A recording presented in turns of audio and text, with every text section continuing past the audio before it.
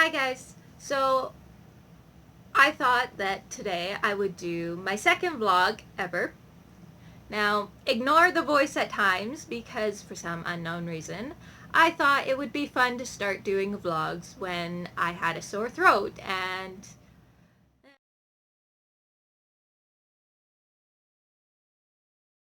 would do about inspiration for how I get my inspiration for my different writing. After all, I do everything from a beautiful romance to a heartbreaking sad story, or even this horrific story that will give you nightmares for weeks. Inspiration seems to come completely randomly to me.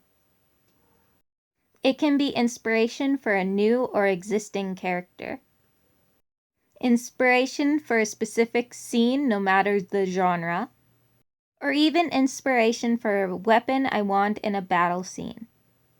My inspiration sometimes comes from my many books that I read.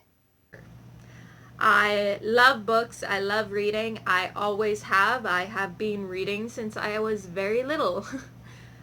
Yeah, I have so many books from L.J. Smith to Lindsay Sands, Hannah Howell, Donna Grant, Donna Fletcher, Jenna Showalter, um, Cresley Cole, Rochelle Mead, just tons of them, and I love every last one of them. While I get the inspiration from the books, I do not take the inspiration from the stories.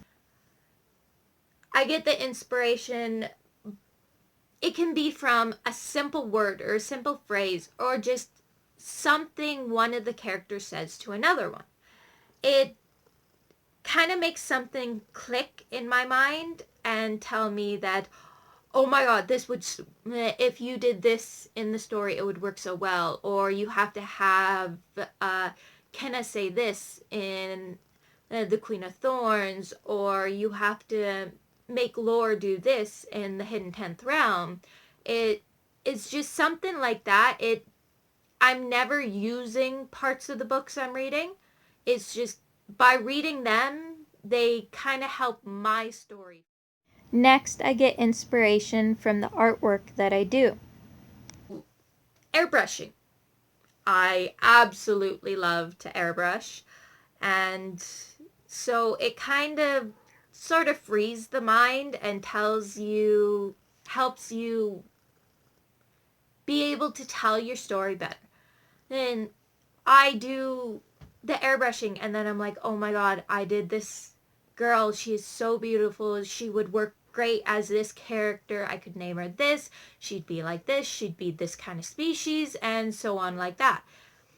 Or then I made this beautiful landscape. This would make an amazing part in the beginning of the end. Or this is so creepy. It would work great in the cavern that Loki's trapped in. It it's just simple things like that that seem to make my stories get more inventive and creative and things like that. Inspiration even comes from my weird Google searches. How many times I have thought that? I'm typing in how do you kill someone with an axe, or what kind of wounds would that make, or different things like that, and it's kind of like, well, I really hope that I'm never looked at for something like that, because that does make me look like a psychopath. So yes, Google searches can be a very big part of writing and getting inventive with your writing. You just, you're a writer. You're not this criminal. You're not looking it up to actually do it. You're looking it up to write about it. Now, image searches can also give me a lot of inspiration for my writing. It can be a simple thing as the colors in the picture, or even something more profound like the character in the picture, or what the character is. I can decide that I want to create this other species that doesn't exist. And of course, for my Behind the Realms, as a time of day, the night is very inspiring to me. There is a beauty but eeriness in it that brings the inspiration to me.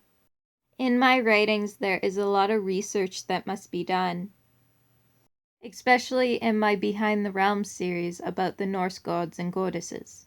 I have to be creative with my characters but keep true to who they are. So the research itself ends up bringing me a lot of inspiration. Everything I do is for the purpose of creating another story. A story that someone else has not written yet. So basically, all of my inspiration comes from the world around me, because I have to try to create something that has not yet been created.